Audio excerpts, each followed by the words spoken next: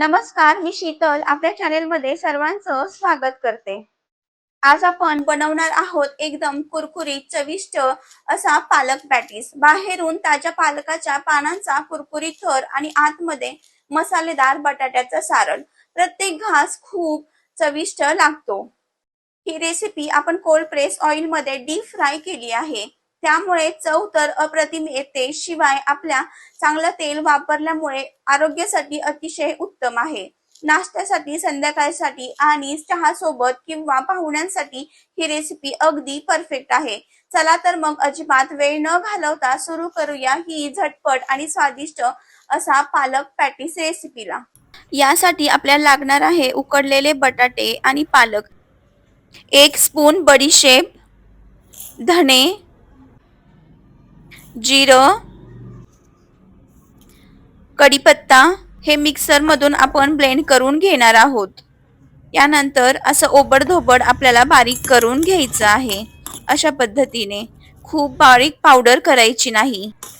इथे मी शिजून घेतलेले बटाटे खिसणीच्या साहाय्याने खिसत आहे, म्हणजे आपल्याला एकसारखं स्मूथ टेक्स्चर आपल्याला मिळेल. बटाटे आपण स्मॅशरनेही मॅश करू शकतो, पण जर कुठे बटाटा थोडा कच्चा असेल, असा किसून घेतला की तो एकसारखा होतो.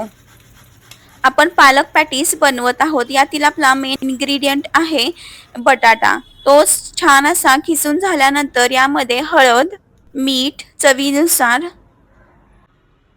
Chilli flakes. आता आपण यामध्ये घालूयात बारीक केलेला मसाला. याने आपल्या सारणाला खूप छान अशी चव येते. आपण यामध्ये घातलेले सर्व मसाले बटाट्यामध्ये छान असं एकजीव करून घ्यावेत. हाताच्या साहाय्याने मी छान असं मळून घेत आहेत. यामुळे आपला बटाटा हा चवदार होतो व आपल्या पालक पॅटीसला खूप छान अशी चव येणार आहे. सर्व इन्ग्रेडियंट्स मिक्स झाल्यानंतर छान असं मिक्स करून त्याचा एक गोळा बनवून ठेवावा व ते साईडला ठेवावे. आता मी तळण्यासाठी कढई तापत ठेवली आहे. यामध्ये मी स्नेहसत्वचे कच्च्या घाणीचे शेंगदाणा तेल वापरत आहे. तेल गरम होत आहे तोपर्यंत एका भांड्यात बेसन पीठ घेऊन त्यामध्ये चवीनुसार मीठ, ओवा छान असा क्रश करून घालावा. यामुळे स्वाद छान येतो व लागेल असं थोडं थोडं पाणी घालून छान असं एकसर मिश्रण करून घ्यावे. हे वडे बनवताना एकसारखं असं मिश्रण मिक्स झाल्यानंतर यामध्ये मी कोणताही सोडा वापरणार नाही. अशा पद्धतीने एकाच डिरेक्शननी छान असं गोल गोल फिरवत हे आपण बेसन पिठाचं मिश्रण फेटून घेणार आहोत. यामुळे हे बॅटर असं स्मूथ होतं.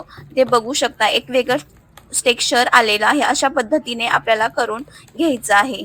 एवढी अशी सरसरीत आपल्याला पातळ ठेवायचं आहे, जेणेकरून कोटिंग छान होईल.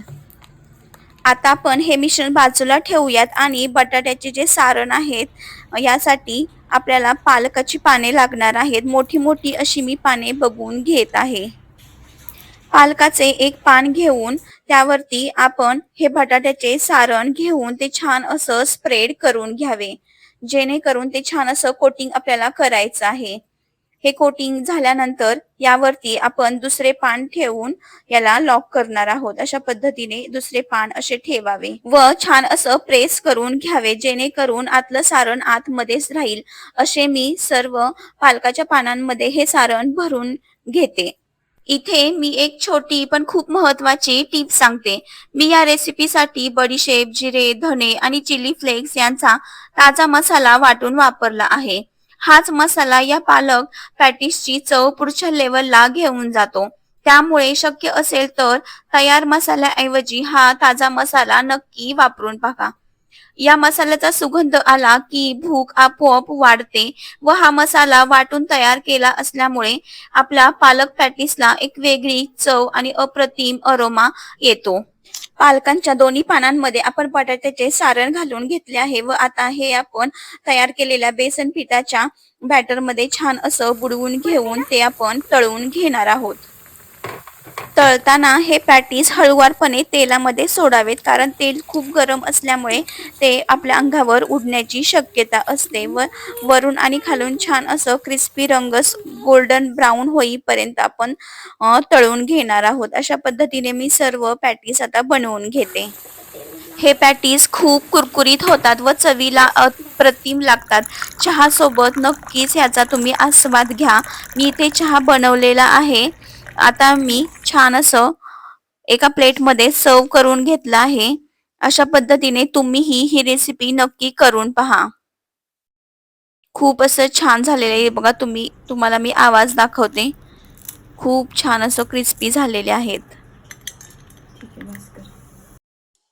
तर आपला कुरकुरीत आणि स्वादिष्ट पालक पॅटीस तयार आहे. तुम्ही ही रेसिपी नक्की करून पहा आणि कमेंटमध्ये नक्की सांगा कशी झाली ते.